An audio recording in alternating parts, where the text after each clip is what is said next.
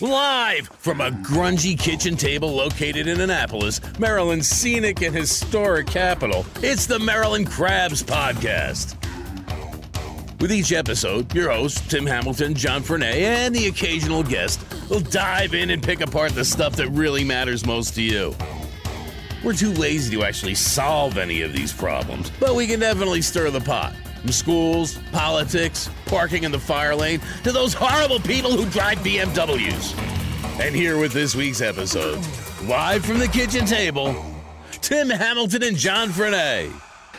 This is John Frenay, the co-host of the Maryland Crabs Podcast, and this episode has been a long time in the making, and I had expected it to release a lot sooner. For that, I do apologize. This episode is many things that most of our past ones have not been. It is a lot longer. It's nearly 2 hours. It's not lighthearted. It's depressing at times and very sad. And it is a problem that is a community problem here in Annapolis. As we all know, the Key School was rocked with allegations of sexual abuse by teachers over a period of decades. The school hired a law firm to investigate, and earlier this year, they released that report. A report that many feel just peels back that first layer of the onion. On May 18th, I sat down with a survivor of that abuse and was joined by another one on the phone. This is their story. The discussion that follows can be graphic at times. Emotions are running high. The only editing that was done was to delete the names or identifying details of specific individuals who may or may not have been named in the school's report. This was done because this is currently an open criminal investigation with the Anne Arundel County Police Department. Please be sure to check out our show notes for this episode for several appropriate links. And now, their stories. One of the big stories that's been in the news, not so much very recently, but before, was the scandal at Key School, where you had the reported sexual abuse of students that spanned decades. And the Key School did do an investigation, and they released a report back in January of 19. Today on the phone, we have a graduate from the aught decade, which is a word that I typically don't use, but that would be the 2000s. And then we also have a graduate from the 1980s. And both have different recollections of and memories of different types of abuse that were witnessed, seen, and experienced at Key School during their times. And I want to thank you both for joining me this morning. We have one here in the studio, and we have another one on the telephone. And one of the graduates is one of the people that is involved with the website that we have published a couple different times called Tupelo and Cypress, which is I don't want to say it's a cryptic because it is to a degree, but it really details in very, very fine detail all of the different sexual, physical, emotional abuses that may have gone on in Key School, as well as the potential victims, the potential abusers, and whatnot there. So, and I tried to minimize information about the survivors because they deserve their lives and their privacy. I said as much as I needed to point a finger at the predators, but it's really a site to list the predators. And it is, and one of the key things that I want to point out with Tupelo and Cypress is that the goal of it was to stop it, to stop existing predators that may have been at Key School from moving on to other Key Schools as well. And then you also have a very disturbing section about people that have passed away. Well, I figured that if you got the scope of the story out there, not just the 10 the school admitted to, but, a larger number, that it would make it more likely that fewer people in our community would continue to die. I just, there are too many people who have died of accident, usually drunk driving, alcoholism, drugs. I have a friend who killed himself, and I want that number not to get any bigger. Well, one of the things I want to sort of step back and set a little bit of a timeline for the scandal to come out. And back in January of 2018, sort of in the wake of the Larry Nassar debacle up in Michigan in the gymnastics, a hashtag movement started to appear on social media called Key2, hashtag Key2. I did not do that. I mean, I was aware of it. I had some communications there, but I did not. Yeah, it was another survivor who spoke out publicly. God bless her. And there was a petition that went out. I think it was change.org. I think it was iPetition, but yeah, okay. And the people started gathering in the comments, and then the first Facebook group appeared, which is an open Facebook group and still there. It's called Key School, We Stand Together. It's sort of become the announcements page for the survivors. And again, bless the people who started it. And obviously when Key School heard about this, which they would, they finally addressed this. Now, this has been going on allegedly since the 1970s or possibly earlier. My first date of hearing about it going on is the 67-68 year. But there was alleged predator there in the 60s who left the school and came back. So, but the first known instance that I've heard of was around the 67-68 year, and that was with the guy that it was called euphemistically Okay. The art teacher. And I've heard rumors about earlier teachers as well, even from the early 60s. Rumors. Okay. I know that there was a teacher there who was there later who abused, but I don't know if he abused then. I mean, just, absence of evidence isn't evidence of absence, but I have the stories. I know. The reason I started the website because I had been asking questions. It was, and I had all this information, and I'd been asking questions for years, and the police had the information. The police have everything on the website. They have had that information from before when the website existed. And over the summer of 2018, I was not hearing a lot from the police. I know that they had talked with other survivors because I'd seen some walk in the door with me, or they were there when I came out. And I just hadn't heard anything. So I hunted down the state's attorney general at a political party, and I said, hey, give me your, this stuff was going down at Key School. Give me your email. Okay, so I got his email, and I emailed in my spreadsheets. And whenever I heard about a new predator, as long as it was someone that, it sounded reasonably true, I'd add it to the spreadsheets and re-email. And the last time that happened was in January. I heard about it, really got confirmation on a new predator, or new to me, was in 2019 of January, not terribly long before the report came out. And that was a predator in the lower school, and he was there for I think 40 years. Wow. I don't know if he was abusing the whole time. I only heard, but someone described to me the abuse. I'm telling that with the person asked me to get that information out there. So here it is. There was abuse in lower school. And the guy liked boys, and I remember the person described this guy taking boys off to the bathroom, and I remember, I remember that. I remember those boys, and so I tried to contact someone from my time whom I remember being taken off to the bathroom like that. I was jealous. They got to go off to the bathroom with this teacher. But then I found out that I couldn't talk to him because he had died of a drug overdose about 15 years ago, the person I remember being taken off. And the other person I remember being taken off to the bathroom, or I think was taken off, I don't remember it, but he was of that group, is also died of a drug overdose. So was it because of the abuse? Did abuse occur? I didn't see it. I just knew he was taken into the bathroom. But I also remember that that there was a to-do about about corporal punishment at the school, and supposedly the teacher was taking the boys off to perform corporal punishment, meaning smacking their little bottoms. And there was some problems about that. Sorry, I went off on a tangent a little too much there. Forgive me. Well, it was. But, getting back just to the timeline, sort of, this evolved. This came out into the public in January of 18. Sorry about the tangents. It's hard not to go. No, I totally. That's all right.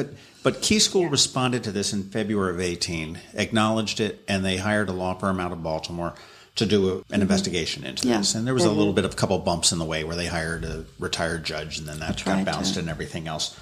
So they ultimately hired a firm to do an investigation. It took them about 9 months, and they released a report in January of 19, which would have been this year. It was a 41-page report. It was very damning, and it named 8 predators by name. They said that they interviewed 57 witnesses, and they could identify, what the report says, at least 16 victims. And one of the victims and some of the witnesses that they spoke said that they believe there is significantly more than 25. And they did include that in the report. And that leads credence to Tupelo and Cypress as far as the numbers. If we've gone from, okay, we know of 16, and people are saying, well, no, there's definitely more than 25.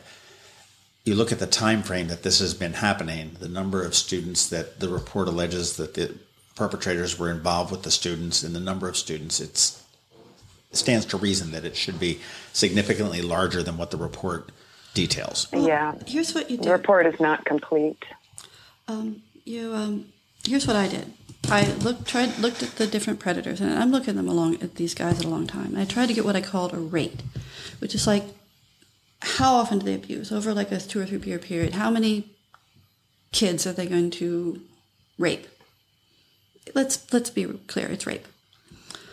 Molest, rape. How many are they going to? And then you just sort of extrapolate that over the amount of time that they were there. And for me, a conservative estimate is well over 100. I tend to come up with around 135. What is the enrollment of Key School at this point? Do you know? It's about 700. The biggest limiting factor on the number of kids who were abused is that the school wasn't that big in the 70s. It wasn't that big in the 80s. I had a graduating class of, in the teens. There were a couple of graduating classes that were in the teens in the 80s, a number. I think that happened in the 90s, and it started getting bigger. Yeah, and even my class, graduating in the early 2000s, we only had 29 people in our graduating class. See, for my period, that would be huge. I mean, a huge number of people graduating. Nowadays, they are bigger classes. The next year after us, I think, had about 50. Anyway. But it's a very small school. The reason I came on and decided to I put up the site in the fall of 2018. I started putting it up bit by bit and emailing and sending to people, and there were mixed results of how people responded. But I just felt I knew so much, it was making me sick, and I was sick of trying to contact people and finding out they were dead. And this is particularly with boys, or boys who grew up to be men who grew up to be dead. And so I started putting it down, and it made me feel better. And because I used numbers because I was using people's stories. They hadn't told me the story saying I'm going to go put it on a clandestine website, so I figured I was going to try to offer some anonymity. That's why I did it. And someone said, they did it to avoid defamation, and I don't know how realistic that is, because if you look at schools, I haven't come across schools suing for defamation when people come forward with the stories of child sex abuse. But it was to give some cover for people. And, I know folks are angry about the site. A lot of people hate it. Some people don't. I intend to keep it up, but it is up for the cover. The numbers are there for the cover. And I'm not a newspaper. I don't have lawyers backing me up. I don't have, a fact-checking department and interns. This is me and a few helpers.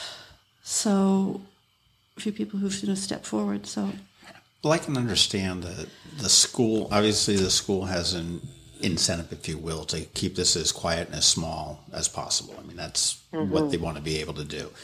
Certainly, there is a faction of people that want this to be exposed to the very end, and no stone left unturned. which personally I think is probably the right aspect to have. You. You'd be surprised how much of a minority you are. But there are also a lot of people that, and this goes to, if you take this Key School scandal out of it, you hear about all the time about women that are raped in a city or something like that, and how much are underreported, and to suppress it and whatnot there. And again, that's not fair to anybody on any wavelength. But I understand that there are those factions, and I imagine there's a number of, if you say over 100 survivors. I haven't. That's a mathematical estimate. I haven't contacted 100. Yeah, no. I realize that. But if there are 100 survivors out there, it would not be unreasonable for me to think that 70 or 60 of them are like, I need to put this behind me, and let's just squash this. And again, that's not right, because of the people that are living with this, that it has been affected a little bit more. I mean, I would imagine there's varying degrees of abuse that were suffered through the Key School that would affect people in different ways, and certainly up to the point where you had mentioned, where you feel that people have actually died, whether it had been through an addictive something that had gone on, or whether it was a suicide or something. So I think that's something that we need to look at. There are a lot of reasons, I think, why people may not have contacted investigators, or even if they did contact investigators, why their statements might not have been included in the report. I mean, some people may just want to be moving on from their abuse. Other people just find it incredibly difficult to talk about. Some people may not want to speak with lawyers, feel uncomfortable speaking with lawyers, and would rather speak with therapists, friends, that kind of thing. Yep. And certainly, as my friend mentioned, some people have passed away and so would have been unable to give a statement.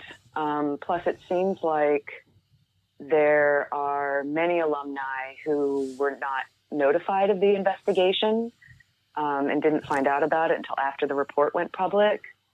Because, as the investigators told me when I spoke to them, they're only able to contact people for whom the school already had current contact information. And the school only has current contact information from people who have voluntarily provided it.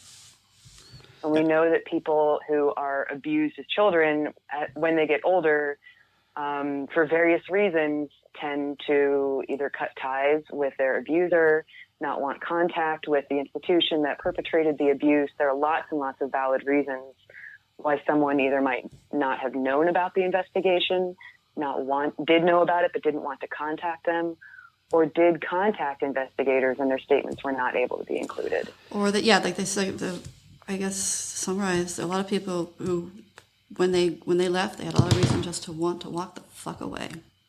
Yeah, and again, I think that if you've had a bad experience anywhere, and whether it comes to the level of what happened at Key School or just a bad experience, I mean, the last thing you want to do is to be able to cut a check for somebody for a donation. Well, yeah, right. Right. Also, you're giving your statement to the school, and one of the people that. Yeah, the school paid for the investigation. Yeah, and one of the people who gave their statement, the lawyers basically outed them to their predator as the person who had gone to the police about him, which, the school does not seem to respect privacy. If someone walks into the police station saying, "Oh, by the way, there's a child rapist," right? That should be and I know from going into the police that the police actually do try to work to keep their informants confidential. It's especially tricky with a small school in a small town. In a small town, and so privacy and anonymity have not always been respected by the school or the investigators.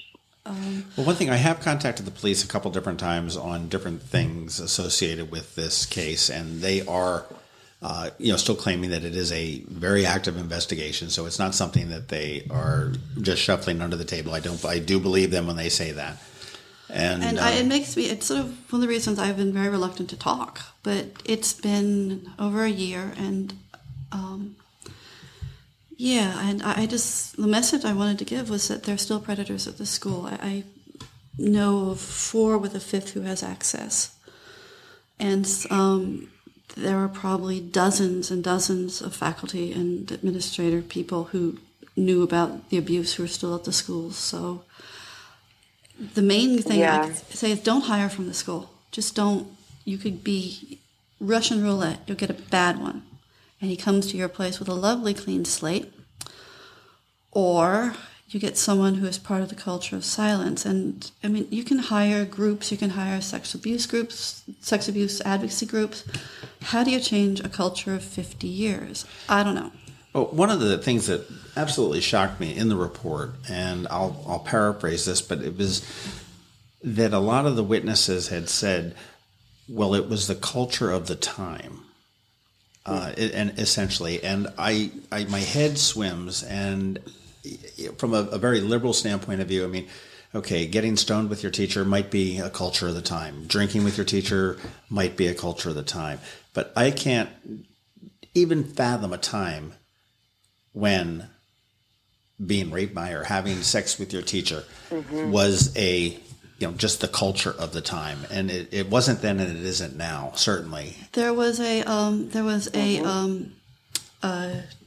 topless cast of a female student that was there and on display in a building where everyone can see. I mean, everyone is fine. There are pictures of little kids dancing in this building, so I assume they all saw this topless cast of a female student's torso, boobs, on display, and it stopped. An art project. An art project by Mr.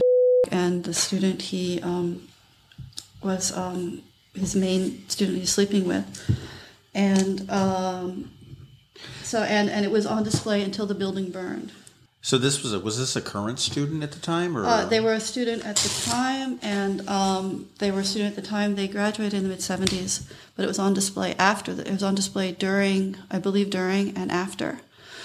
There is, and I can get you the images. There was, actually, I don't know if I should, but I can probably bring in the books. There's an image in the Great Picture Book of 73 of a teacher making out with a student, a female teacher making out with a male student. How that missed being in the report, I don't know. There's a picture. This is the yearbook. This is a yearbook. There was another picture, I believe, from Mr. porn, a couple of pictures from Mr. collection of porn images that he made from the students in yearbooks from that time. You know, there's another picture of a teacher. It looks like he's fondling a student. I think that's from the 74 yearbook. And, these were in yearbooks that went out. And I'll bring you copies. I don't know the legality of making a copy of them. Right. I mean, so this is a school publication. Yes. And we have known that, through the report and whatnot, that the school has somewhat ignored this. Well, not somewhat, totally ignored the accusations that have been levied against the school for decades. In the 80s, they say it was the culture of the time, that things have changed, that, we're not like that anymore. But to me, saying it was the culture of the time is just a complete deflection of responsibility. It's not acknowledging the pain that people suffered and the things that the school did. It's just trying to absolve themselves of any accountability now. That is so true. I'm sorry. I'm like, okay, that's like church and pulpit true. It's, anyway. And can I say something more about just like the culture? Yes, the culture at the school has changed. There are no longer these massive sex parties or students being pimped out by teachers. But part of the reason why I initially got in touch with my friend here when this scandal broke is because I did attend the school more recently, and I did experience some more minor sexual abuse, more minor than what's listed in the report. But I experienced it in the late 90s, early 2000s, and I knew of a lot of other people who did too. So the school's culture may have changed, but they do still have alleged perpetrators on staff. They do still have people there. Two of the teachers who I experienced more minor sexual abuse from still teach for the school. They still work for the school. How does that happen? I mean, at this point, If I don't I'm know. the headmaster, I'm going to turn around and I'm going to look at my staff schedule or my staff list and say, okay, I want to know everybody that has been here in the 60s, 70s, and 80s and 90s. I don't know. I'm sure how bright the current headmaster is. That might be. I don't want to cast aspersions, and he may actually be a good person. He may actually just. Can you be a good person and still be a patriarchal jackass? Anyway, I've seen an email that he sent someone talking about sex abuse in 2016, and again before the story broke, and the guy can't write. This email was in 2016, referring to abuse in 2016. Yeah, the email was in 2016. Right. And also and emailed this person again in 2018 right before the story broke. And his responses aren't terribly sensible, and were a little laughable. But yeah, I think I just want to highlight for you that means he knew. For listeners, just to make sure they're following, that means that he knew about it in at least 2016. Yeah, well, he had heard about it. And let's get on to some other people who knew about it. The person who's head of. In charge of advancement, which is what you call the money getter, right? Right. The money go-getter. The money go-getter was, at one point, the alumni corraler. I believe he's the person who put up the Lost Alumni page. He, in the several years ago, alumni told him to stop putting up images from old yearbooks because they contained people who contained images of people who were basically being abused at the time and of their predators, which, isn't the sort of thing you want to open up at your Facebook feed and find. It's just gross. And he was like, we just want to show how wonderfully happy people were. I'm like, oh, really? And the person, don't say it was me. Yeah. And the person was like, oh, really? Yeah. And I think he stopped it, but, he was told at the time. It's to look at for the school to say that they've just found out about this 2016 and they haven't, but I mean, I've heard stories about. I'm mouthing the word bullshit. Yeah, you can say bullshit. Yeah. That's fine. But I mean, I've heard the story about, and I believe it was funeral. Who was the one that had the funeral and a memorial service? It at was the school? 2000. It was or whoever you want to call him, the art teacher. 1993. And the person who's in charge of communications now, she had just started, and there was another person who was administrator who left in 2016, who was an administrator then and worked very closely with the previous headmaster and with the current headmaster. The point isn't that Tupelo and Cypress found all these secret stories. I mean, there are a few that are going to be hard to hear, but these stories aren't that hard to find. Part of my oh shit moment, and that I shared with my web programmer, my web programmer friends, is that my friend who's on the phone got in touch with me and said, I've called around a bunch of people from my time. Did you hear about so-and-so? And I look at my list. Yeah. So-and-so? Yeah. They did such. Oh, and suddenly someone had duplicated my efforts by talking to a bunch of people and found the same stories. And the one about the science teacher who's still there, that's not that hard to find. I mean, I have 4 or 5 sources on it. And can I just acknowledge something here that some of the folks that I spoke to, I wasn't aware that those stories were going up on Tupelo and Cypress. Part of the controversy happening with Tupelo and Cypress, and I don't want to get off on a huge tangent on this. I just want to acknowledge for any listeners who are upset with the website and are survivors, and anyone that I may personally have spoken to, that I am sorry, because I didn't realize that stuff was going up on the website without the consent of survivors involved. So there are some survivors who are unhappy with the website because they didn't give consent to tell their stories there, or prefer or feel that certain elements of it are not quite what they reported. Certainly not everyone, but some. So I just want to acknowledge that stuff was put up there without consent. Having said that, I do think the site serves a valuable purpose. I agree. Yeah. I agree. Confidentials were violated, and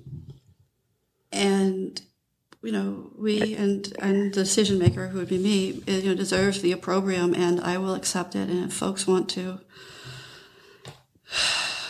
that bothered me a lot. But the choice I made, and I have two minds. One, I think I deserve the crap. I really do. But I made the choice, and I'd make it again because, folks who are triggered and upset and shivering are still alive. And I don't, I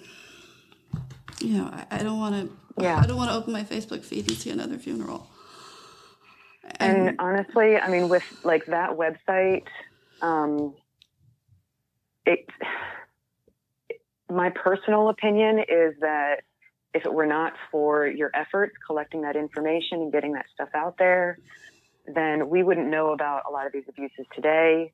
The scandal may still have broken, but the actual act of knocking on doors and calling people, while it may not have always been respectful of people's boundaries, it did rattle the cages. It did shake things up, and it did make it much more difficult for the school to ignore that this was happening.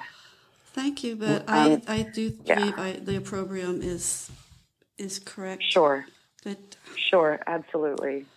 Well, I'm just saying I have some compassion. Well, the school has ignored it, and again, going back into '93, they sent out a letter calling basically your the initial post when we put out for Tupelo Cypress, calling it untrue. What was it? It was just misinformation or untrue. Essentially shaming the site and shaming everything on it, which is fine. But I again, thank you for the publicity. But at the funeral of when they were told, the board was told, this is probably not a good idea to have this public. So the board was told before the funeral not to have it. Because of not the funeral, but the they were told when they decided to have the funeral. And then someone told them, don't do it. It could be this guy caused a lot of problems. And the headmaster at the time, who went on to become head of the board of directors of the it's the Association of Independent Maryland and DC Schools. He went on to head that. Blew it off, and he blew off all the survivors who came forward in the 90s, and no one's really talked about that. He went on to head the private school, Ames. He went on to head that. No one's really talked about that much. But at that service, from what I understand, somebody stood up and they were giving the memories of what a great guy this guy was, and said, "Well, yeah, here's my memory. He raped me." I think it was a little bit louder and contained more profanities. But yeah, that's exactly that. I wasn't there. Yet that was still I was ignored on beyond campus that. as a child, and I heard about it as a child on campus. And I heard about that student standing up at the memorial. I want to just talk about how open it was, and I'm going to I made up this list of stuff I want to talk about. It kept getting longer and longer and longer, and I'm certain it would probably be unfair to go through it all. But I went in 2014. I went for a bike ride. 2014, the mother of a friend died, and around the time she was dying, he had already died. He had died when we were kids in an accident involving alcohol. And I had, around the time his mom was dying, heard that he had actually been abused, and which would explain a lot, because he kind of wigged out before he died. And she died thinking that anyway, after she died, I tried to set out to find out what really happened. And then I didn't know who really asked. And I went out for a run one day, and I saw a guy, and he looked familiar. And I said, "Are you so-and-so?" It was Dr. So-and-so, Dr. So-and-so. And and it was him. And I ended up in his living room, with a glass of wine. I had known his daughters. I'd babysat with one of his daughters. I'd babysat for the two youngest. And I said I was interested in writing about the abuse at Key, and he told me about the guy And he told me about the guy whose wife still works for the school, ex-wife still works for the school. And I didn't heard about Mr. Ex-wife. That's an odd way to say it. Anyway, I hadn't heard about him. And I said, well, will you help me? And Dr. So-and-so said yes. And then he thought better of it, and he wouldn't. But as I was going through some papers in the state archives, I realized that Dr. So-and-so was the head of the board in 1995. And he knew about this. I'd grown up going in and out of his house. And he'd never saw fit to warn me. I don't know if he warned his daughters. I also was in I overheard a friend arrange for me to overhear a conversation with a former president of the board from the 1970s. And I'll just call her Mrs. 70s president. Anyway, Mrs. 70s president, she got her on the phone. Mrs. 70s president admitted to the abuse by the music teacher, the British guy, and a person who isn't in the report, who is a headmaster, said he didn't abuse at the school, but he abused at his previous school, which was why he was kicked out. And that seems to be a thing, not just in Key School, but in other schools, that it's, okay, we need to get rid of the problem. Passing the trash. And the trash. And we send it on. And something that needs to stop. And then I went, she's a lawyer, and I went to her place, and I was just like, hey, did this happen? And she admitted to my face that she knew about the music teacher. She said, but he was only a few years older than the student, so it was okay. And I'm like, it's like, no. He graduated. No, he was 10 years older than, at least. Because you can find even out. if he weren't. Yeah, even if he weren't. But, it's not like, someone turned 18 and their girlfriend was 17, or vice versa. And a friend's mother who taught at the school from the 60s, and I literally grew up at their house. She taught there, I think, over 25 years. Over the summer, I emailed with her about the abuse, and she's like, yeah, we knew. And we just thought it was sort of not our business, that the students were, it was peers. The students' choices. Yes, the students were peers, and that they should learn to handle themselves. And she knew, and, and stuff happened to me, and she never warned me, and I lived with them for a while.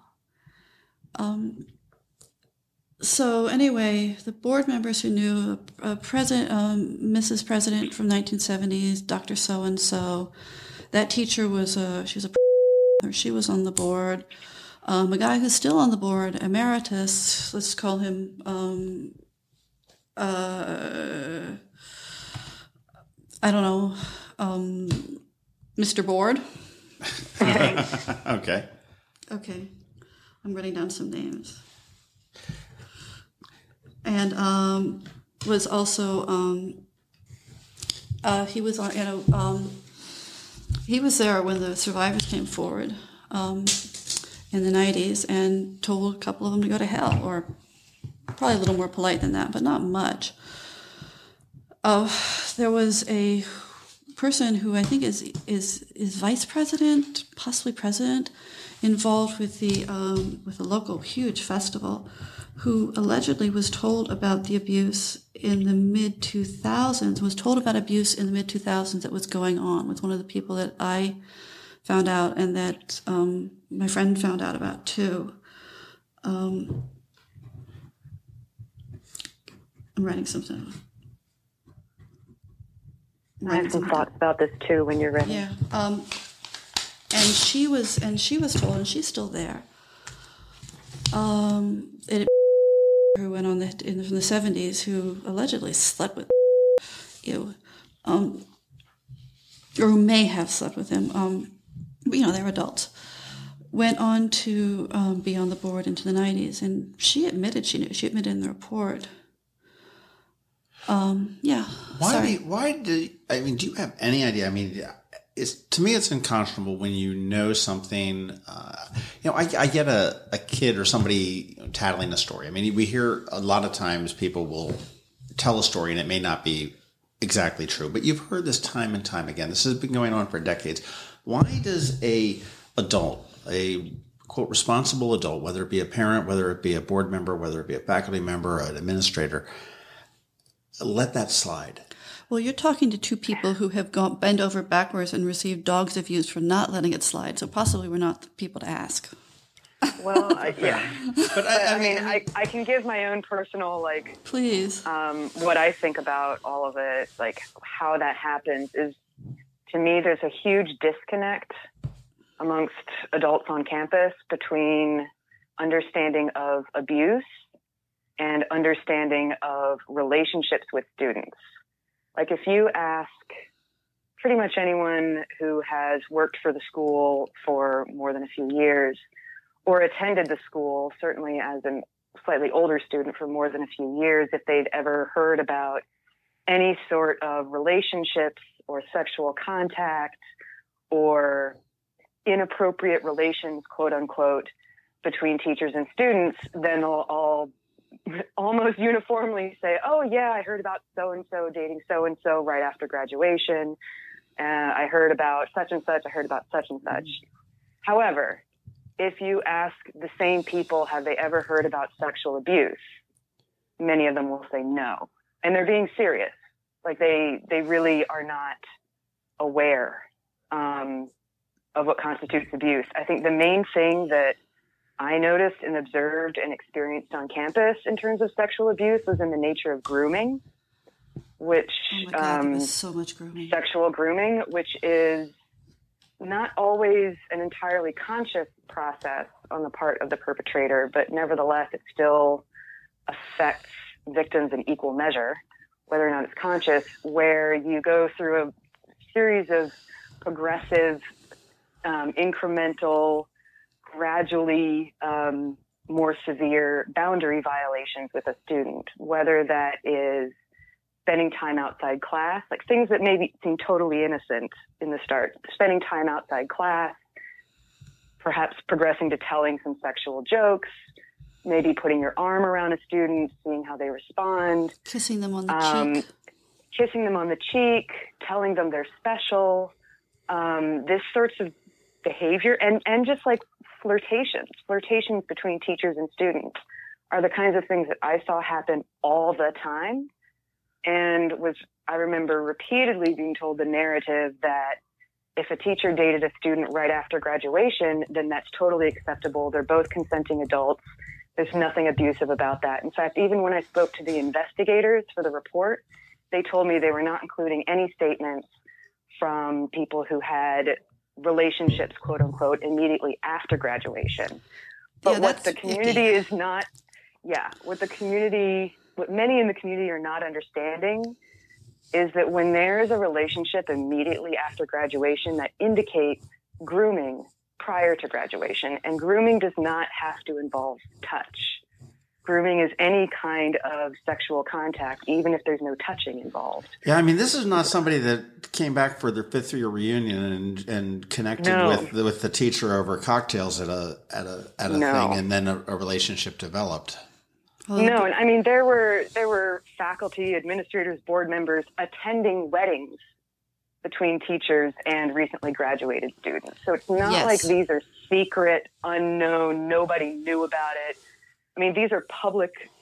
Many of these things were common knowledge. Even if not everyone knew, enough people knew that it was common knowledge. And for them to still claim that they have never heard of abuse indicates that they still don't know that that is abusive. You cannot legally or psychologically consent to a relationship, even as an adult, even as an 18-year-old, if you have been groomed prior to that.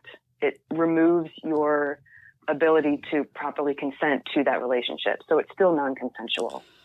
That makes sense. Yeah. And what was that? There was also something that you noticed. I'd seen it, but I didn't have a word for it. You started calling it leveling about. Yeah. Yes. Did you talk a little bit about that? Because I think it was worse in your time than mine. Oh, that's interesting. Well, there were more chances for the school for generations to pass. Oh, that's true. Yeah. Leveling is another factor that I see It's your term. I think it's a being good part term. of all of this. Yeah, where adults at the school see the students as a bit more of peers than they do really as students. And so, like certain grooming behaviors, like spending time together outside class, flirting together, these things are, when I was there anyway, were relatively common enough. That was common in my time too, but also But the blurring of other roles. the blurring of other roles. So it's the kind of school where you don't have just like teachers and students. You have a lot of alumni who went on to work for the school. You have parents of students hiring other students to babysit for them. You have parents working together in professional capacities outside the school. You have multiple generations of families attending the school, working for the school, serving on the board. It's really quite, in my experience, an insular kind of community where people's support networks are entirely involved with the school.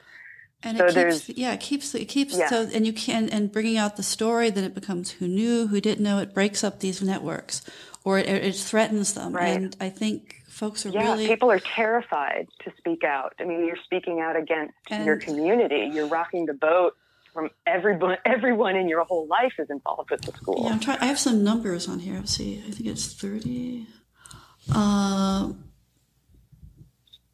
Okay.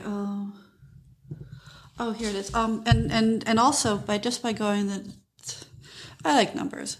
Going by Tupelo and Cypress numbers, there are just over 30 children and stepchildren of abusers who've attended the school. Now, this is a message to the abusers out there.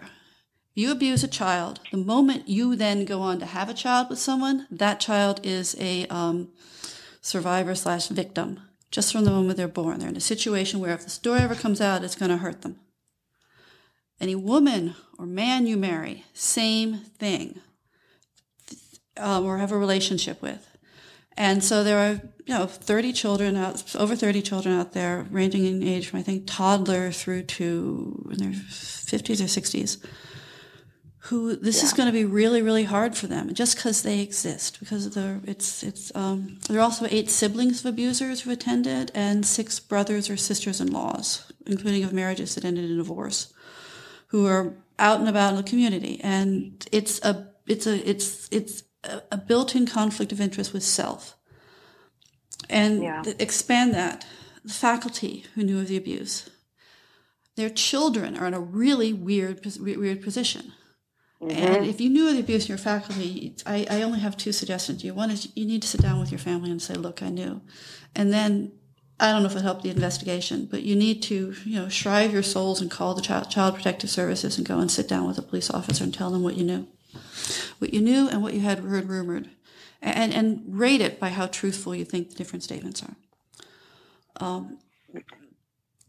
I think for whatever reason, Key School seems to have a far higher percentage of alumni who are children of teachers or administrators or board members than other schools.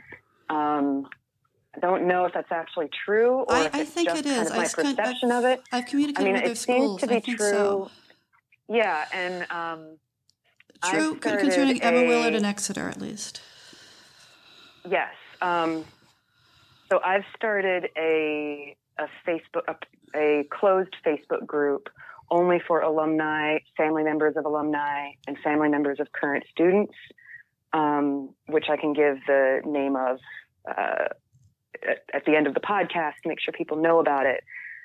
But a few weeks ago, I did just sort of an informal going through the list and trying to figure out how many of our people had parents who were faculty. And it seemed to me to be somewhere around 10 to 15%.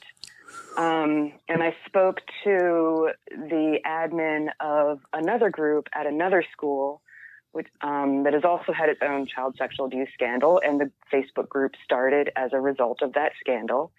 And I asked him a few questions about how have you been able to accommodate different people's needs and different perspectives, because there are very different perspectives. And he seemed sort of surprised by my question. He said, we really only have a couple people who maybe had parents work for the school or they themselves worked for the school. And that was a huge realization moment for me as to how enmeshed the community is and how much pressure and fear and terror people may feel about speaking out, and their own, like, speaking out about the school is in a way speaking out about yourself and your own identity. I spent 13 years attending the school. So much of who I consider who I am is part of the school. And when I hear things about the school that are negative, there's still a little pinch in me because it feels like it's a part of myself. It's really kind of messy around boundaries and enmeshment and leveling and all of that stuff. That's amazing. I mean, I went to a boarding school in Connecticut, and I do know that there were some of the faculty that were there that lived in the dorms, and they had, they married, they had children, and I remember the kids as toddlers that have now gone on to attend that school. And that's almost just sort of like a legacy type of a thing if a parent sends their kids to it. But I mean, this interweaving of faculty and their children in there, and then that is a parent known to the board and whatnot. And I do know that. And can you imagine if your parent was abusive to you and your parent worked for the school, how few options you would have for who to talk to, where to go?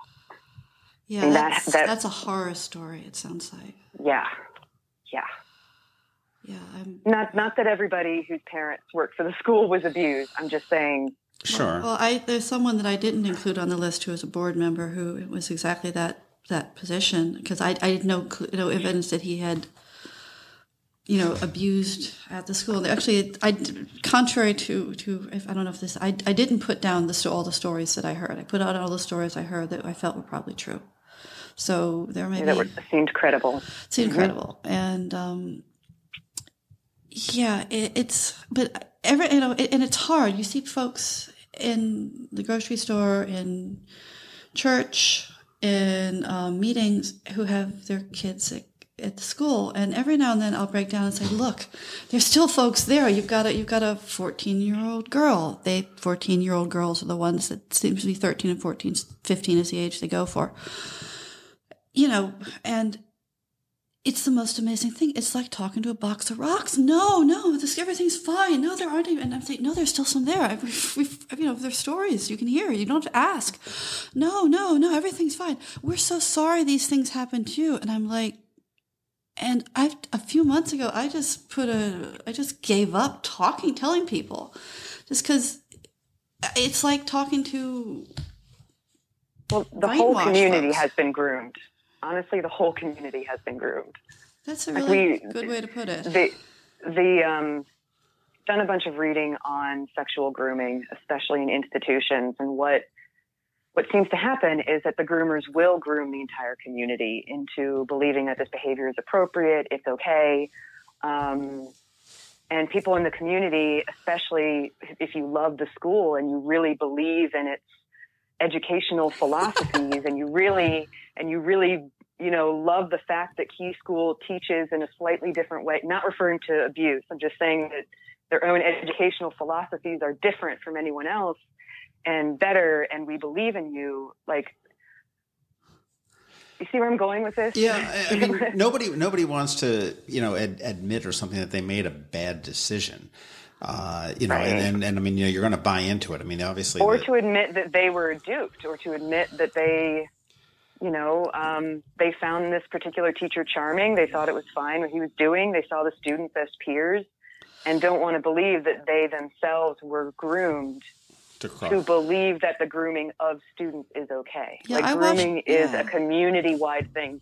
Many people could consider.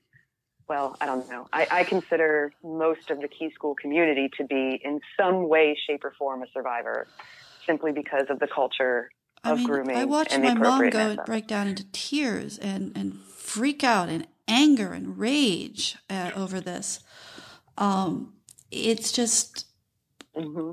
And this is recently. This is fairly. When it came out in the papers, she and I had some heart-to-hearts. But I mean, the way I think of it the way I think of it, it wasn't that a few select people were abused. The place was a fucking farm for abuse. Some kids got the good treatment, got the good education to go into college. A few people were basically harvested horribly, raped, molested for years, and there were a bunch of in-betweens. I guess I probably fall into the in-between category. I think this is, the question is something that's bothered me recently, is why keep going? Why keep asking these questions? The community doesn't want to know. Like I said, talking to a box of rocks. I mean, I think it's important to get the information out, but there's only so much talking to crazy you can do before it starts ringing in your ears. Well, what do you think the reason? I mean, why? Again, sort of going back to why they're allowing this. I mean, you had mentioned to get them into good schools. Is that such a driving factor for? Well, isn't it? I mean, what if Mr. guy was the head of the college program from when it began until was he head of it when you were there? Yes, he was. Yeah, he was my college counselor. Yeah, and you don't want the guy who's getting your kid into name a good school go into jail for he's a grab and grope guy. And I don't know, his house is where he lives right now is right next door to a church. The church has a in August. It's down the road from another church. There's been about 4 churches in the area. Right near a school. The elementary school teacher who used to abuse is in the same neighborhood. The kids skateboard in the parking lot across from him. It's a neighborhood full of kids, and this is a grab and grope sexual predator who has, there's a smorgasbord out his back door, and the school let him go. And who was allowed to be at the school for decades and to counsel students into colleges for decades because he had this kind of icon status on campus. My understanding of why he was there for so long, because there was an investigation in the 90s by the police that looked into him. And my understanding as to why he was there for so long is because the board or the higher ups believed that he contained valuable, cherished knowledge and expertise about getting into colleges that they didn't think the school could get kids into colleges without him, which is an inaccurate belief. Sure. You can get kids into schools without having a sexual predator helping them, or in some cases not helping them. He significantly hurt some kids' chances of getting into the schools that they wanted to, simply because he didn't believe in the students, or because it was they farmed. Who got put towards good schools was to benefit the system that would give them an unending supply of fresh kids to molest. And you can keep that predator. Sorry to interrupt. Sorry, no, please.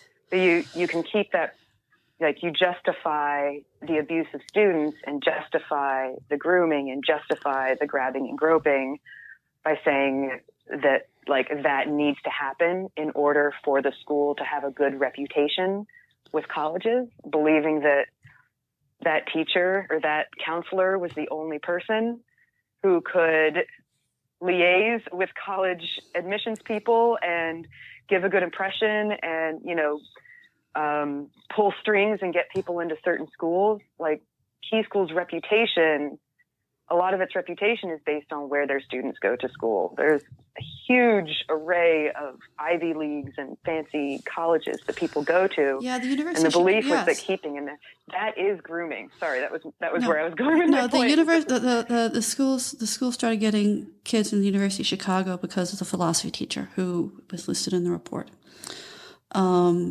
The teacher who wasn't listed in the report but was there for a very long time, who liked boys. Went after the boy that I mentioned who died. He helped kids get into colleges too. He was known for writing very, very good letters of recommendation. I want to go back. It seems okay.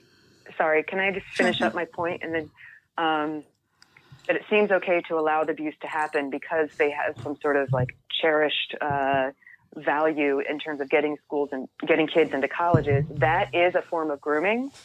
It's something that perpetrators do. If they hold a particular position of status in their institution, such that they can convince other people that they are the only ones with this value or this knowledge and the school cannot survive without them, that is a pattern of grooming. And I think that's still going. And I think it's still going with a couple of people who are still there. They're too valuable to look into. Something I wanted to ask is the question is, how do I justify to myself, using my talents to try to talk about a place that doesn't seem to want to know? And I think among the school sex scandals that have come out, it's unusual, but I suspect that actually it's not that unusual. This is a country day school in a southern town. This is the South. Sure. It is a school that has a lot of power in the town. That's not uncommon in medium and small southern towns. It's just not. And they may talk about diversity, or we're so liberal, but there's a component of racism and classism for why people want to send their kids to this school as opposed to the local high school. They're about the quality of education, et cetera. But there's also a certain amount of racism and classism. Right. That's true throughout the South. And I've got contacts down in Georgia, and in a small town, I just asked them, tell me about such and such private school. Did this kind of thing go on there? Oh, yeah. And I think that this happens with a lot of there's a good chance that this happens with the leveling, because it's something that probably happens with a lot of private schools in the South. Well, so what? Well, that's how the power structure of the towns and the local governments is. They go to these schools, and what do they learn at these schools? That women's bodies, because mostly women who are abused, aren't worth as much as men's. Children's bodies are less important than adult desire. And I think this is most damning. It's normal to have your peers be subjected to the most awful of fates. And that's what that teaches. It's a sort of institutionalized lack of compassion. And compassion and empathy are two different things. Empathy is I feel your pain. Compassion is I'm going to get up and stop the painful situation.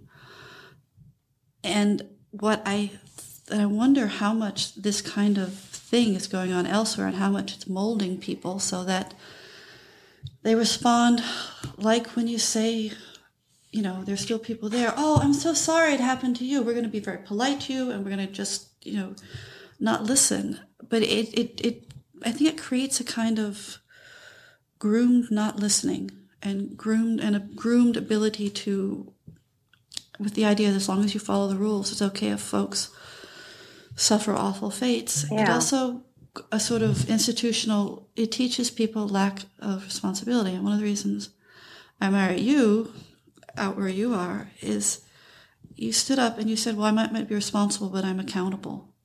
It might not, it's not the problem I created, but it's it's a problem I'm going to step forward and solve. And, we inherit these institutions, we inherit these situations, and I'm not responsible for what happened to school. I'm not responsible for racism. I'm not responsible for slavery. But I am. But you can do something now. Yeah. I am. And what you hear is, "Oh, we're not responsible. We're not accountable." Well, you can't fight every fight, but you need to fight some of them. That's a great analogy. As I sit there and think about it, you look at all of the different communities and the different atrocities that were committed against African Americans throughout the years, and I mean, community after community is apologizing. And there was a lot of racism at the school, by the way. And making reparations for slavery and whatnot now, and again, same thing. They're not responsible, but they are accountable. And it just seems that this is not something that Key School is doing.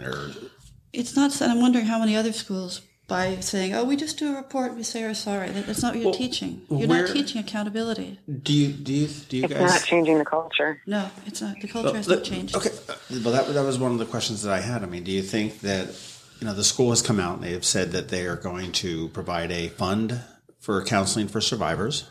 Yes, a therapy fund. And they've hired an organization to deal with it and to train the staff, and this is now obviously a very public airing of dirty laundry. I'm not sure how much they're actually training the staff. I'm a little unclear on the involvement of the nonprofit organization with the school, Everyone the is. level of involvement, and how much exactly they're doing.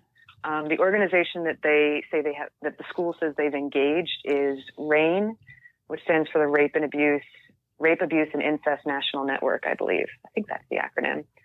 And we know that they are helping the school to administer the therapy fund for former students. And we know that they're also helping the school with arranging a listening session that's been announced for June 22nd. And the listening session is going to have, I think it's an hour and a half with people from RAIN and alumni meeting together, and then an hour and a half with RAIN alumni and people at the school, administrators, faculty at the school together.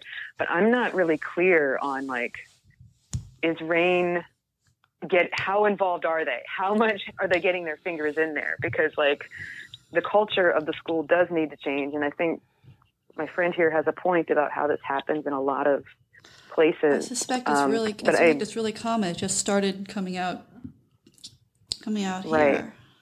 But there are ways to change the culture on campus. There's heaps of research about this. There are plenty of academic papers on it. There are people who have done it before. It is possible.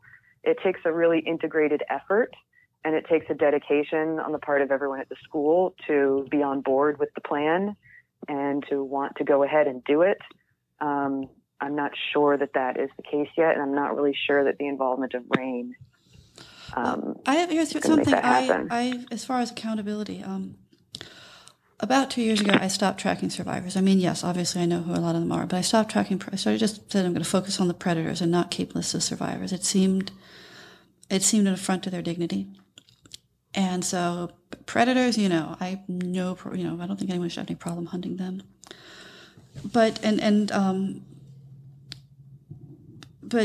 what about all the? There was when I was tracking survivors, I had a metric that I kept, and the metric I kept was sort of an informal one. Did they make 30,000? Did they seem to make 30,000 a year by the time they were 30? Because we, from their background, we're good at estimating how much people are making. Did they make 40,000 a year by the time they were 40? Did they make 50,000 a year by the time they were 50? And the people who seemed to have been abused by just one person, they would miss the 30 by 30 metric, but they would hit the 40 by making at least 40,000 a year by age 40, and then they seemed okay. People who are abused by more than one person make none of those metrics. They aren't making 30,000 by 30. They aren't making 40,000 by 40. They aren't making 50,000 by 50. They don't do well. And therapy fund is a start, but it doesn't make up for the years of bad economic and social choices that have led a lot of people to be in poverty. No, and it's not clear. Thank you for saying all that. And it's not even clear how much the therapy fund is for. Like, how much are they going to be giving out? And how much? And were they going to demand? And and to get the therapy, do you have to promise to be quiet? Can you not talk to anybody? What's the agreement that happens there? Something I had never thought about. And also, what about the family members of people who died? What about that? What do they get? What do they get? And what about all the board members and the people who knew about the abuse who gave money to the school? I have a list here, and I'm just going to go through it euphemistically of the people, and maybe the school will.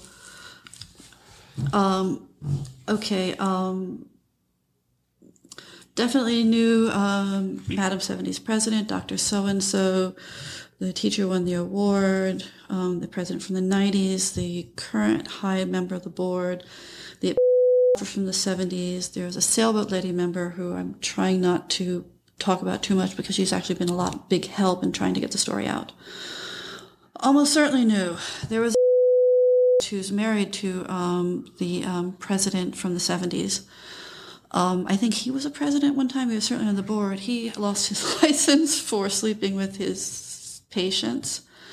Emeritus, who gave a lot for a building that's on the school. Let's call him because he has a graduated in 75, so he would have seen the naked torso, and he probably knew. A guy who graduated in the mid-'80s is on the board.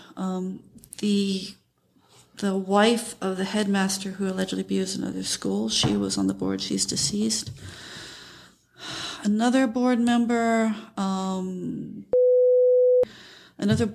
she was married to a doctor. She was president of the board in the 70s before Mrs. 70s. There's a woman on the board who's an alumni, and her father was also on the board. Actually, I don't know that he was on the board, but he was at St. John's College. St. John's almost elected a former predator or former Key School teacher who was a predator to the presidency of St. John's College. This was in the late 90s, early 2000s. Some survivors derailed it, and I heard from two of those people who derailed it. One of them was a survivor of the guy they almost elected president. The person who was involved with getting the guy who was almost elected president went on to become a and the guy who almost elected the let's call him child is now on the board. So what do they know? I don't know, but that's some leveling. That really is. Well, what I'm gathering is that you guys sort of feel that this is the reparation fund, the therapy fund, whatever you want to call it, the training, the association with the RAIN is a start. I hope it is, but there's still people there who know, who I've heard from who know about it, who knew about the abuse before all this stuff came out. It was just... It's a huge milestone. I mean, it's more than the school has ever done before, and it is in large part due to a lot of the efforts of several amazing survivors. I mean, the fact that the school did the report, has a therapy fund, is doing a listening session, all these are things that just never would have happened a few years ago. So I don't want to make it sound like they're bad ideas or that they're the wrong direction. They are absolutely the right direction.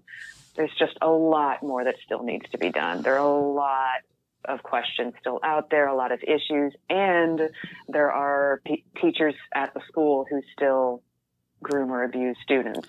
So the work is not done. Yeah, I mean, I don't know of any actual abuse after 2006, but although there's some weird shit that happened that they did with me. There's some weird shit that may have happened in 2010 and 2013, but again, those stories are nebulous. I don't know a lot about them, and they aren't in TNC. Also, I heard this is nebulous, but at an alumni gathering, someone stepped up and said that the school was getting rid of someone for alleged abuse, and this was in the fall of 2018. There's no way to follow up on that. I don't know if it's true.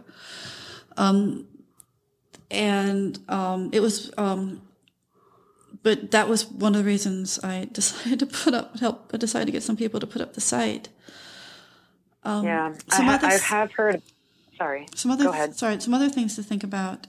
I want to hear what you have to say. Some other things to think about is that under current law, you can. Bless you, John. It's under current law, you can sue an institution if there was gross negligence, if it's within 20 years of the person turning 18. Well, the last abuses the school admitted to was in 98.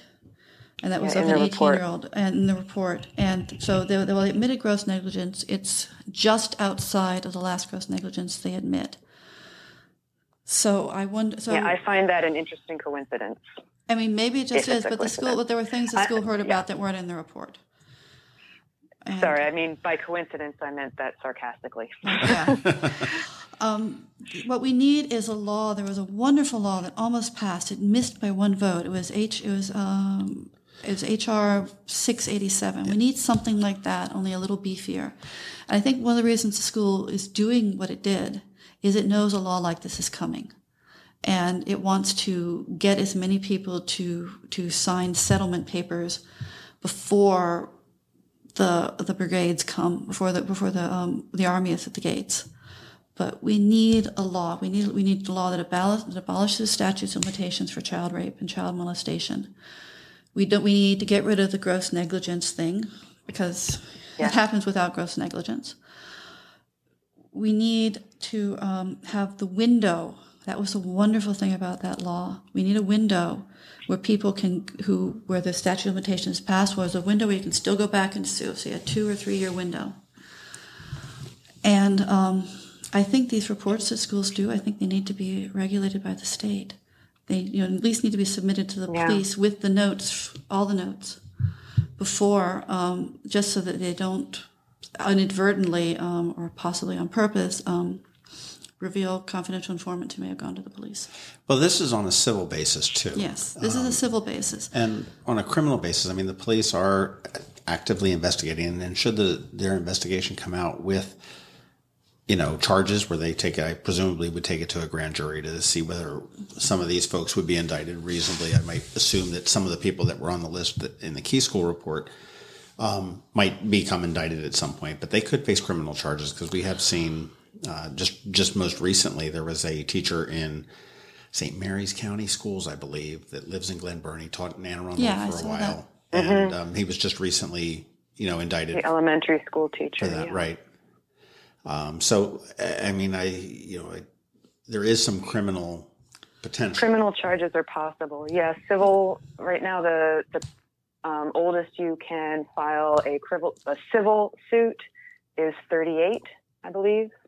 And that's based on graduating at 18 and adding 20 years. And 20 years, right, exactly. There are a lot of other states who have much stricter laws against this. Maryland is behind the curve in many ways. And we know from scientific research that the average age that a person reports child sexual abuse is 52.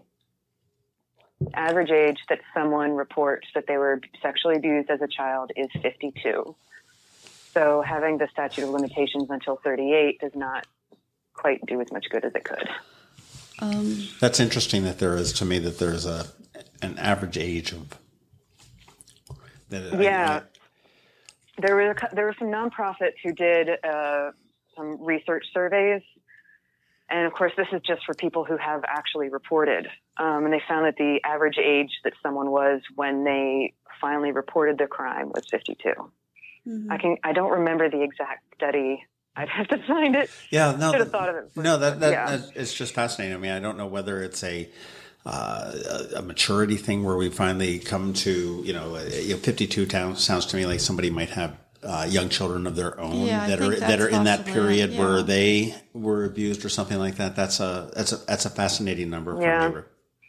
And also, like, people, if you grew up in a culture that involved child sexual abuse, it may take quite some time for you to realize that it was abusive, or that to really recognize and separate yourself from that community enough to be able to see it from an outsider's perspective and understand that what happened to you was actually wrong and could actually have led to, current life challenges and mental health challenges, and just being able to move forward with your life. Also a certain amount of bravery. I have a question. Are you aware of the investigators being told about people abusing after 1998? Yes, because I told them about people abusing people after 1998. Yes. Okay. And I know there's at least one other alum who also told them, at least one, reported on the same teachers that I reported on. Yeah. At least one of them. Yeah, there was there were some other things, like there was a senior party that the school sponsored that involved the entire senior class being locked in the basement with a wet bar, a lot of liquor. What could possibly go wrong? People were banging on the door, scared women, because there was someone who was trying to get them to drink and all go into a closet with people. And can I say something about this, just because it really gets under my skin, that the school has made public statements that they notified investigators to tell them immediately if there were any reports about current teachers. And the school says publicly that there were no reports about current teachers. I spoke to investigators about current teachers last summer. At least one other person spoke to investigators about current teachers after I did. It's infuriating. It's like screaming into a hurricane. It's like, when will they finally hear and understand all of this? So that report was actually not all that long. Sorry if you don't. No, please go. No, I know what you're going to say, but I think you should say that report was not really all that long. The report was 45 pages. I've looked at some reports at other schools that were hundreds of pages. And what they did was, if they could not corroborate a particular statement, that is, if the investigators didn't feel that they had enough evidence to name a particular teacher in their report as being an alleged abuser, then they would still include the witness's statements. They just removed any and all identifying information about the perpetrator, like what they taught, when they were there. Right. Teacher B. Reported, this is what other schools did. What other schools did. And they simply reported exactly what the former student said happened to them without any identifying info about the teacher. I noticed that Key School's report did not do that. They only included statements that the investigators could independently, between themselves, corroborate and feel confident about publishing the names of the perpetrators. So really, it's a pretty conservative report. Like it includes a lot, but not anywhere near the depth that other schools have done, or the depth that I think Key School really needs. Well, again, that probably goes back to the fact that the Key School sought out, found the law firm to do it, paid them, and other schools produce. Have paid law firms, and those law firms have produced more in-depth reports. They were. It's not unreasonable to think that they were paid to produce what they thought they were going to get. It's a perfectly reasonable statement. The answer was, somewhat predetermined. They had to come out and say, "Hey, this is what we've got. We've got to deal with here." But where does Key School go from here, guys? What do you think they need to do additionally beyond what they've already done? I think the answer is there needs to be a fund of reparations for survivors. Fire everybody who didn't come forward about the abuse before it became known publicly in 2000, before January 2018. I'm sorry, just let them go. There really isn't, and that's going to be probably a huge number of the faculty, and counsel, parents, and also board members. Just let them go. Try to figure out what percentage of income came from board members who knew. That's going to be hard. These are not things that are going to happen. I focus on, all right, this is a message. I assume that the predators who are still there and who got away without being named are listening. People know who you are. There are a few that maybe we missed, but people know who you are. The police know. The Attorney fucking General of Maryland knows. Or his office knows. They have the spreadsheet. Spreadsheet has been given to select people. It's going to be given to more select people. We're watching. We Google, don't fucking abuse. Okay? Just stop. What I can, and beyond that, it's, there are things I wish the school would do. I wish they'd stop putting up signs advertising the school all around town. One goes up right near where the guy who died from my time, where he was killed in a car accident. Put a sign right up near there. They probably don't know, but you can not open. One thing I learned about this was all about triggers and trigger warnings. You can, stop putting up. People can not open Facebook. You can not open the newspaper. That seems fairly trivial, but there also needs to be counseling on parents how to act around survivors, because the thing that's stunned me about parents and people who currently have kids at the school is how they seem fine walking around grocery stores and churches and on the streets and in their business, and realizing that there are survivors, they're going to be encountering survivors, and it doesn't seem to bug them. And they don't know what to say, and so they often are saying the wrong things. And they can be kind of unhelpful things. Yeah. What do you say? When I come across survivors? Yeah. What would do I empathize and just say, my gosh, I'm so sorry what you went through? First, it depends. When I talk to a survivor, I'm looking for information. But even if it's someone I've already spoken with, I'd say, I start out talking, it's a nice day, how's the weather? Light stuff. How's your pet? My pet's fine. And how are you? That's something you have to ask. How are you doing? And how they answer is their own issue. If you want to listen to a survivor, and it's a good thing to do, if you feel like you can, and you think that, and they think they're in a place where they want to talk, you listen. You don't try to mold the story. Don't try to interject. Just listen. Yeah. And the one time that you might want to interject is if they start talking repetitively, the same thing over and over again. It's like they're going down a hole.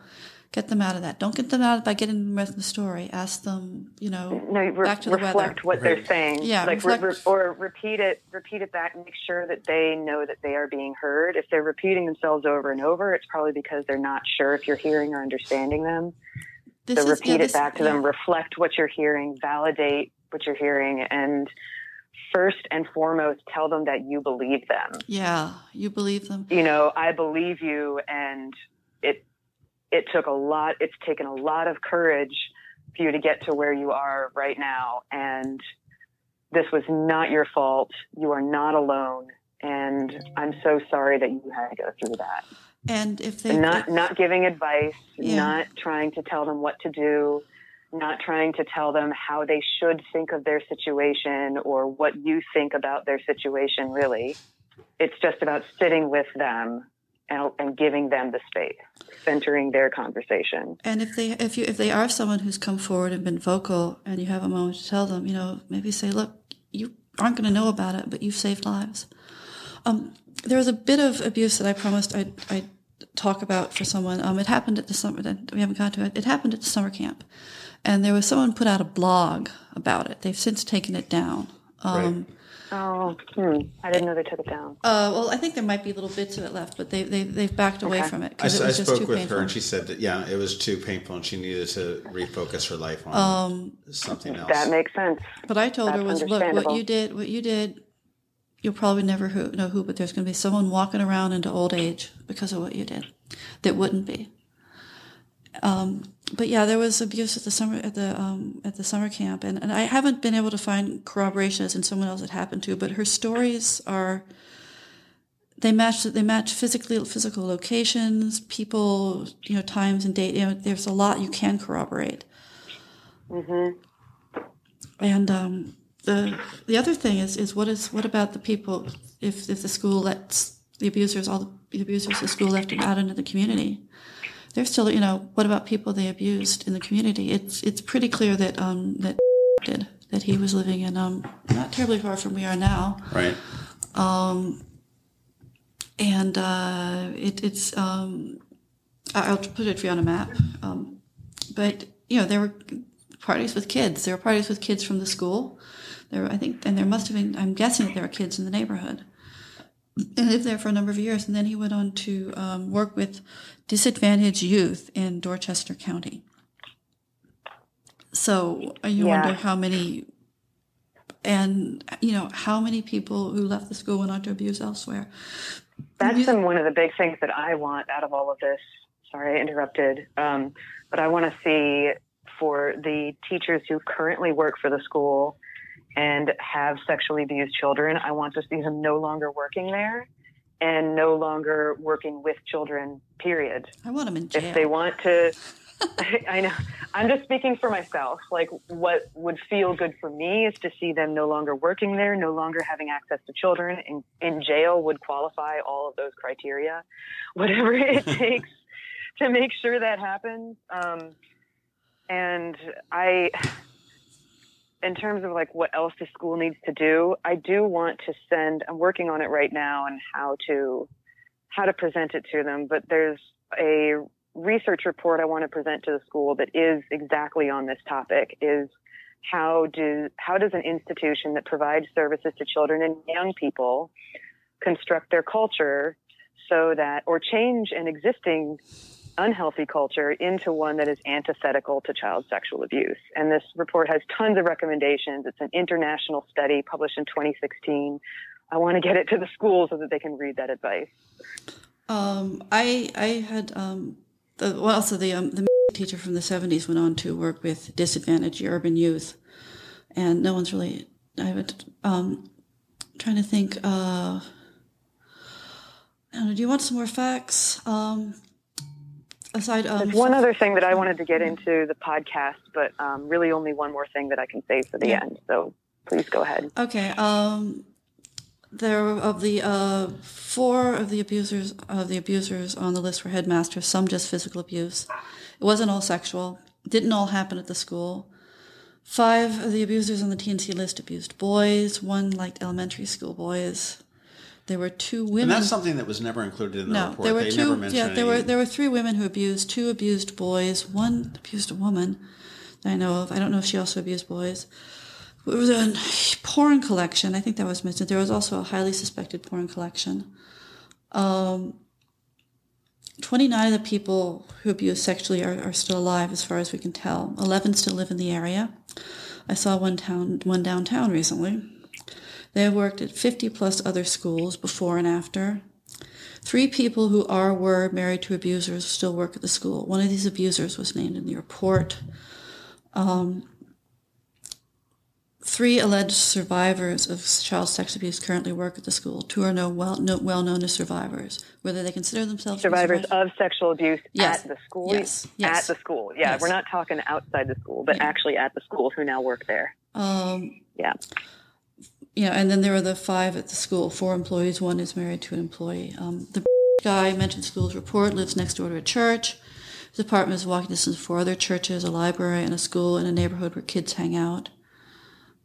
He's a grab and grope guy. The person who liked the abused elementary school boys in the same area. I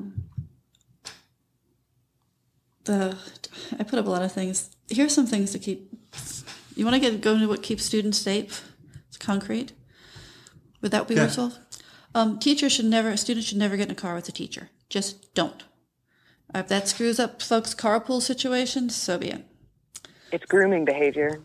Students should never enter faculty and employee houses. Just don't.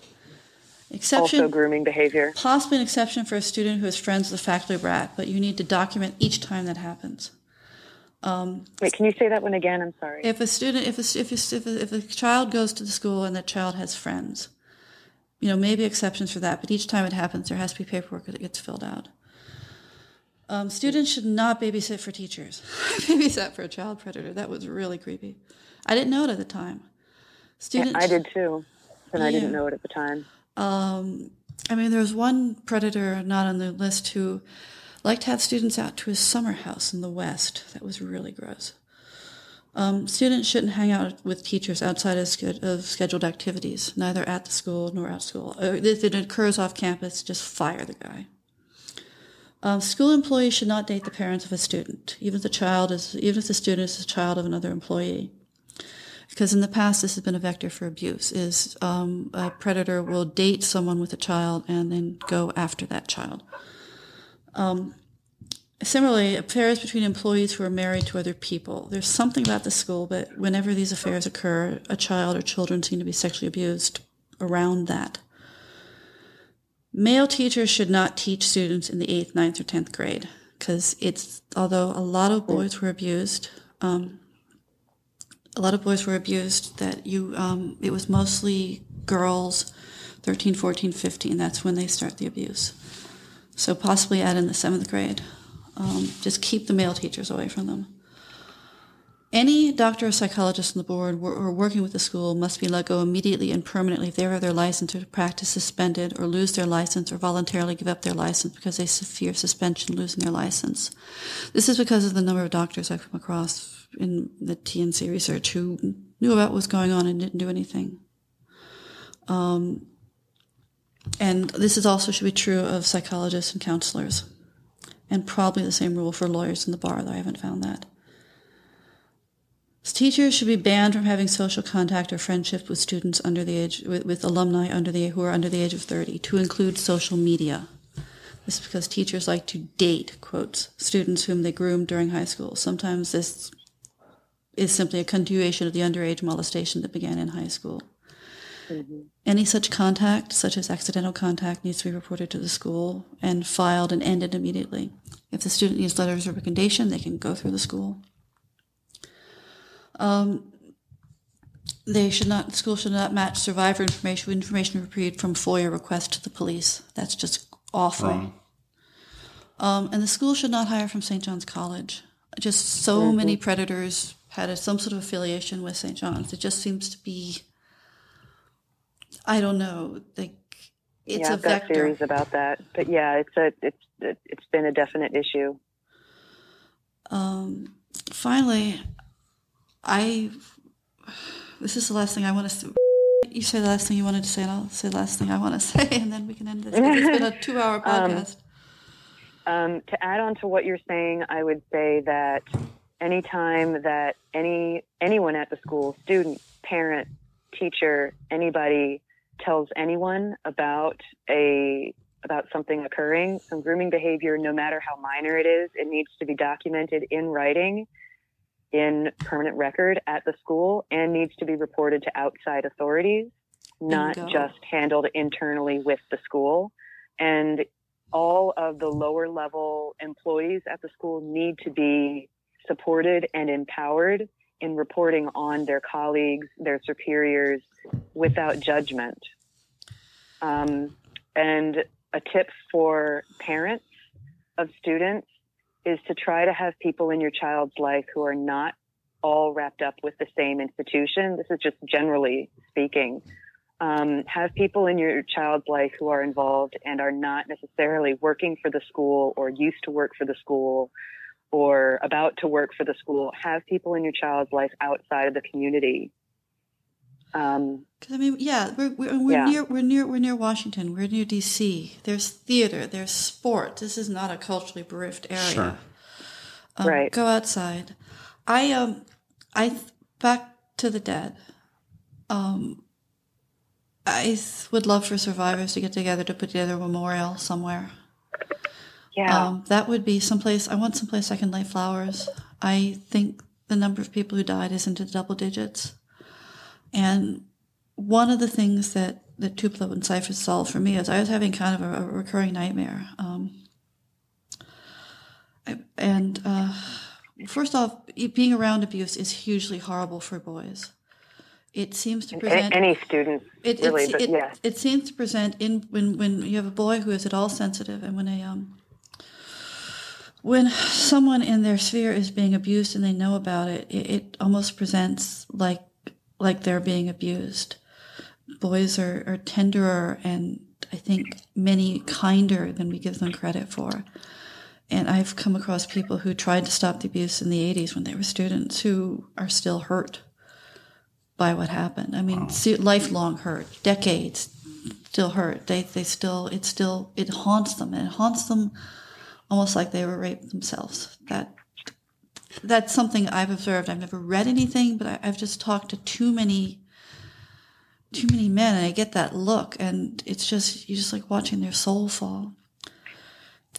Back to the dead, I was getting this weird recurring nightmare of wandering around at night at a school shooting, and only I could see the bodies. And it happened the abuse and the deaths happened over decades, but they're real. And we recently had a mass shooting, and there were 5 people who died, but I think more people died here, and this is not to denigrate the horror of the journalists died doing their jobs, but, I am still upset by so many people who seem content to descend with a charnel house in their midst. I mean, they're sending their kids to school on a mass grave. And I don't know what to do about that. And I don't think I can do anything about it. I will continue to do some things. And I would love to help work on a memorial and not at the school, in the town, because this is the town's problem. It's not just the school's problem. It's the town's problem. Well, I think that you've taken certainly a step toward some of that healing with Tupelo and Cypress. And as you've admitted, some people dislike it. And feel free to hate me. If you have anything you want to say to me, there's an email on the site. I mean, we will read it. Sometimes we don't check it every day. We check it about once a week, but we will read it. And you're open to feedback. Yeah. Always open to feedback. Right. Yeah. If you want to tell me to go to hell and if that will help you, please tell us to go to hell. I mean, tell us off. Well, if you do want to check out, as we wrap up here, Tupelo and Cypress, it's tupeloandcypress.org. Yeah, and also if you are someone who needs who meet the requirements and needs admissions to the closed site, you'll put a link to that too. Yeah, not the closed site, not the closed site, the closed the group, the closed group, the group that I started. Yes, the Facebook groups from the Key School. Yeah. Yes. There are a few different Facebook groups of varying levels of secrecy and privacy and entry admissions. There's the one that my friend here mentioned earlier. Key School We Stand Together is a public group.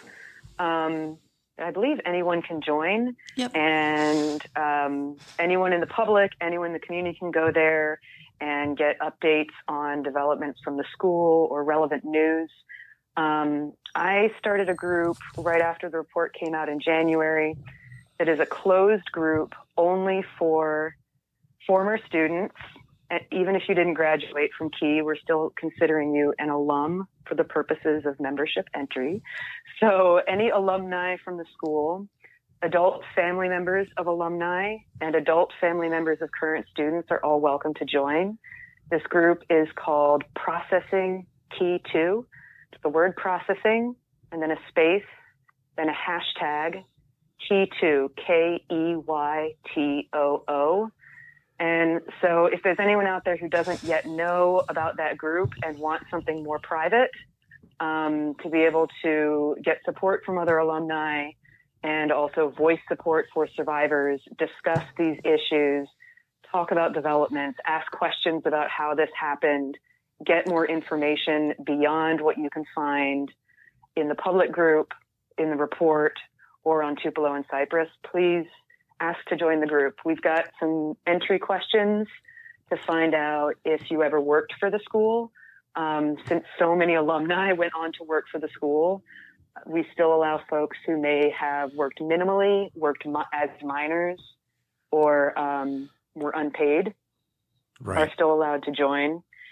So we are very open and welcoming to have you find our group. Just search for Processing hashtag Key2 on Facebook and you'll find us. Okay, so it is a closed group, but it is searchable. Yeah, there's also a closed wiki where some other people are putting together full faculty list, full board member list, going through newspaper articles, going through old documents. And hopefully that if there are lawsuits, that will be of use to people. And if someone wants to try to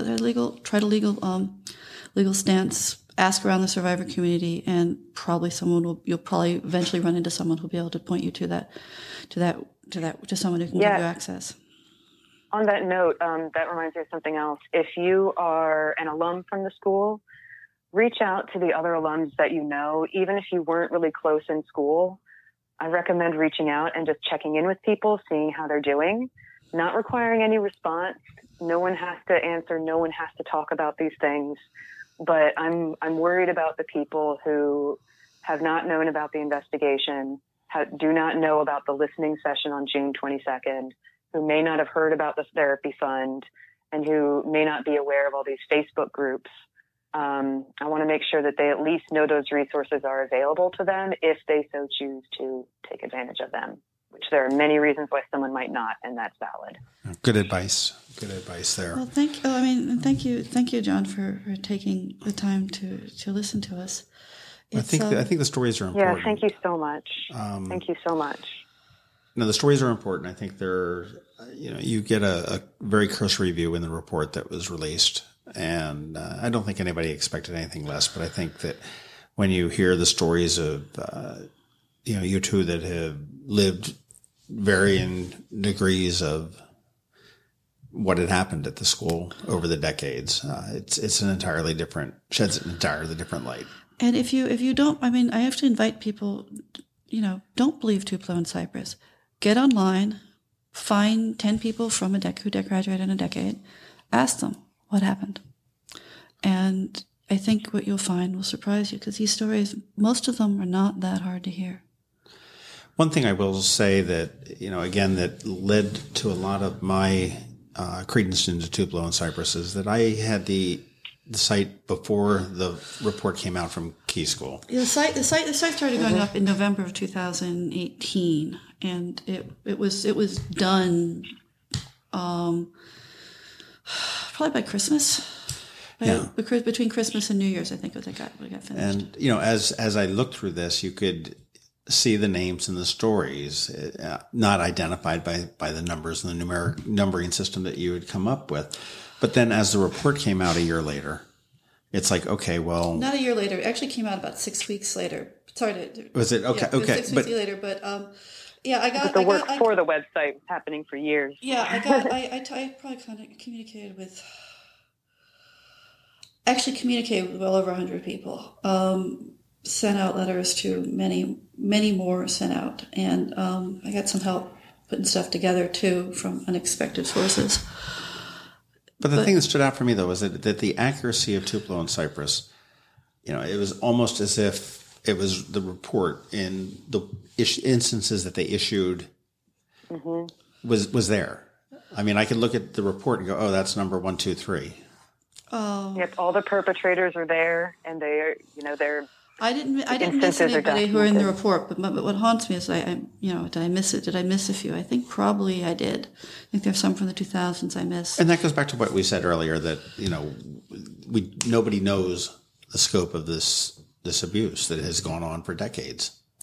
Sure. The other thing is the school has a long history of being very good at shutting people up, and that needs to end. And calling folks, I mean, describing stuff as misinformation. Supposedly, at the end of the day, we all want people to be safer, but like I said, we do what we can. Well, I'll tell you, powerful stories from both of you guys, and I thank you for your candor. And thank you honesty. for going out and being an on your own vigilante researcher. That gave me.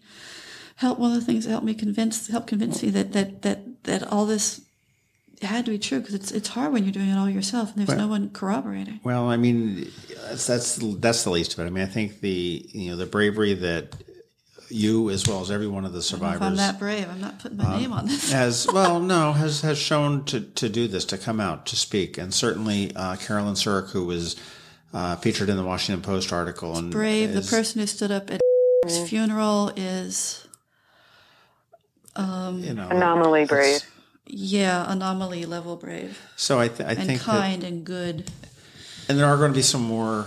I hate to use the word hero because it's overused, but don't use it. There's going to be more very brave stories, very powerful stories that I believe are going to come out through the years as they work through this. Certainly, if you've got a therapy fund established, I think there's I think. Would you be willing to do podcasts with other survivors? Sure. Okay, that's a good thing. I hope that happens. And again, my thing is that I want it to be real, and I want to make sure that you're comfortable with me, and so on and so forth. I mean, you seem like a pretty comfortable guy. Having worked with Mr. Frenet, if anyone does wish to podcast, he's pretty user friendly from a source perspective. Have you found that to be true? I've absolutely found that to be true. Yeah. So I don't feel awkward. Well, let's not get into like a promotion thing here. Not a promotion thing. I'm saying this feels like a safe space. But and I thank you. I appreciate it. I mean, I try to do that. But tupeloandcypress.org. Check it out if you want to, or if not, there is a secure email on there. Yep. If you want I to, think it's tupeloandcypress@protonmail.com. I think that's it. You can yell at give me help at our guest, or you can praise her and don't praise me. Whatever you want to say. Whatever you want to say, and for those that are listening that are graduates of Key School that are involved in this, you want to make sure you're looking out for the listening session, which is coming up in June. I don't know. Are the details exactly announced where it is going to be? I think you can not find it where. Not where. I haven't followed that. And please, if a bill comes out like HB 687 that bans statutes of rescind statutes of limitations, and offers and has a window where people can go back and sue even if statutes of limitations have expired. Support it. Yeah. Just write your legislature and support it. Yeah, jump on your delegate and senator there to get that done. That's and it's ridiculous. I think the law is written with that age 38 is just totally written specifically to give the wiggle room for any kind of organization to get out of it. Yeah, it doesn't keep the current law does not keep children safe. That's true. To both of you, thanks you very much. I appreciate it. I have no words. Thank you. And thank you, John. You've been an immense support. You really have. Okay, and thank you for being able to do this. Friend who's elsewhere. Thank you very much for the work you've done. I'm amazed you've gotten the group, from what I've heard, working as well as it has. Yeah, and there's been some really incredible conversations and discussions happening on there. Oh, that's good. Including even recently. So, and one other little thing about the group, just so people kind of get where it's coming from and what it's for. Tupelo and Cypress and the report and the legal system in general tend to be very perpetrator focused and not necessarily trauma sensitive, which is fine. They're not supposed to be. That's not their job. This group is intended to be more survivor focused and trauma sensitive, so that it is as much as we can make an online space with a whole bunch of alumni with different perspectives safe, we are endeavoring to do that and to keep it as safe as possible. Fantastic. All right. Well, we will take a break here, and thank you very much for calling in. All right. I'll take care. Thank you. Bye. Bye-bye. Bye-bye. This has been the Maryland Crabs Podcast with Tim Hamilton and John Fernay. Sure to follow them in all the regular places, Facebook, Twitter, YouTube, and online at themarylandcrabs.com. Take a moment to rate us on iTunes. Now, get the hell out of my kitchen. Seriously, go! You're still here? It's over. Go home.